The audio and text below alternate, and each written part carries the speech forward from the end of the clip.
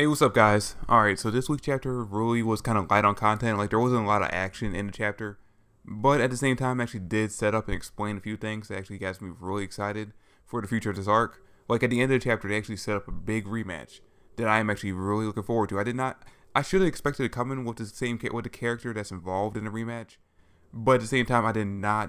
It really never crossed my mind that we actually would get it. But I'm actually really excited to talk about that. Alright, so let's just jump right into the chapter. Okay, so the chapter picks right back up where the last one left off, with Fugoleon basically awake now. He's ready to fight off against Randall, or the elf version of Randall. And we see Randall's freaking out a little bit, and we actually figure out it's because of the flame spirit, or the salamander, that's with Fugoleon now. And it didn't click in my head at the time. It really did not click in my head what that dragon was from. Like, I knew I recognized it from somewhere, but I couldn't remember where, and I didn't bother to look it up. I didn't bother to go back to the previous chapters to try to find it. I was just, gonna let it ride. And then when Randall mentions the fact that it's actually a flame spirit, it clicked in my head like, holy shit.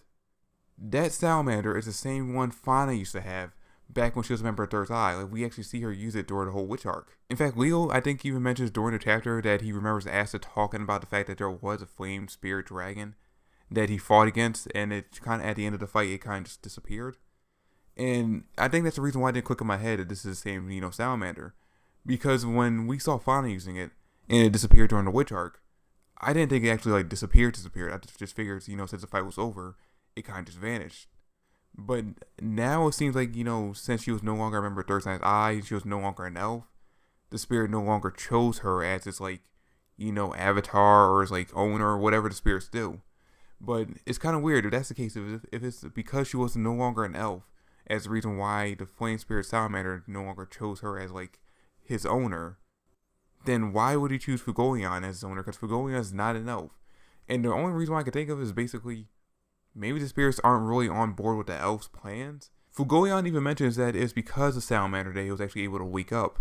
And it seems like Salamander woke him up because he has some kind of goal or some kind of mission for Fugoleon to achieve. And the only thing I can think of is that he wants Fugoleon either to fight a specific, elf, or he wants Fugoleon to help in stopping the elves from achieving their goal, which is basically to kill all humans in the Clover Kingdom. So yeah, I guess this means that Salamander really isn't on board with the elves' plans. And it's kind of funny, everyone kind of mentions, all the elves kind of mention that they're blessed by mana, they're led by mana, and humans aren't. And yet pretty much every spirit we've seen in this entire series has chosen a human over an elf. I mean, sure, Fauna was technically an elf when Salamander was on board with her, but at the same time, she was still a human technically.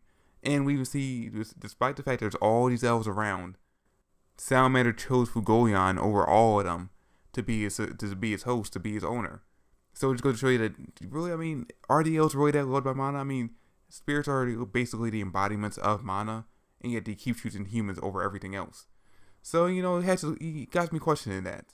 Anyway, the fight starts up, and Fugoleon basically tells Randall, hey, listen, I just got the spirit, so I'm not exactly sure, I can't control his power all that well yet.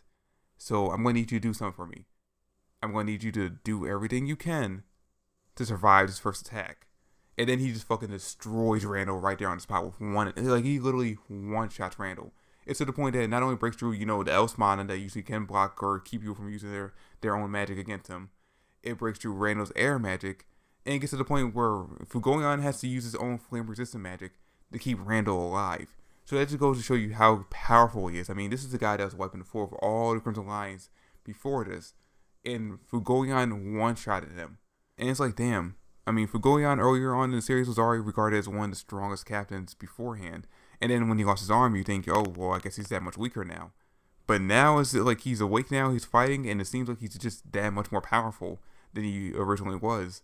Hell, at this point, with this power-up, I think Fugoleon could even hold his own for a little bit against Leona. Which, by the way, they actually do mention her for a little bit. Leo mentions the fact that she actually took over as captain of the Crimson Lions while Fugoleon was down for the count. And he kind of, it just goes to show you how much she actually cared about her little brother. Because he mentions the fact that she was originally supposed to be the captain of the Crimson Lions. And she turned it down and forced the job on him. But once he actually was taken out, she was like, no, this is my family's, this is my brother's position. I'm going to hold on to it until he wakes up. And just goes to show you how much respect she had for him and how much she actually cared about him. Then we do a hard cut over to the Golden Dawn headquarters, and we see that basically everyone who was a member of the Golden Dawn is now an elf. And it actually makes a lot of sense because we know that Patry was, basically sharing a body with Vengeance, who was the head of the Golden Dawn. So it would make a lot of sense that he would actually only choose people who were supposed to be reincarnated as elves, because Patry obviously had a plan to reincarnate everyone all this time.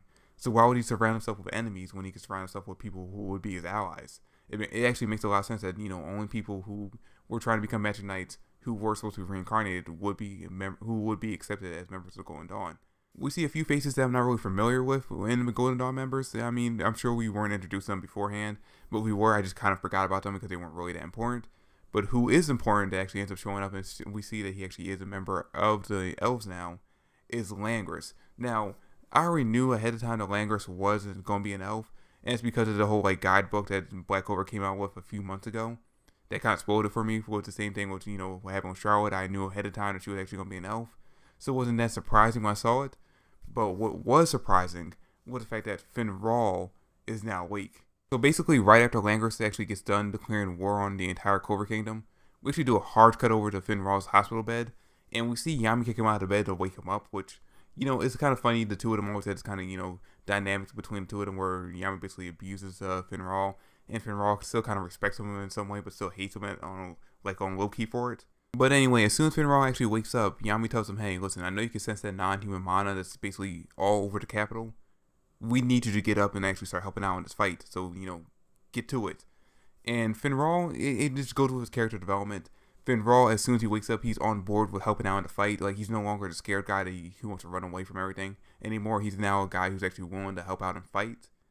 But what's actually kind of weird about this ending of the chapter is the fact that Finral, as soon as he wakes up, he can instantly tell that Langris would actually turn into an elf, which doesn't really make a lot of sense. I mean, sure, he can probably he could probably recognize his brother's mana right away, but with how far away from he is from the Golden Dawn headquarters, I don't understand how he can actually sense Finral or sense for Langris that well.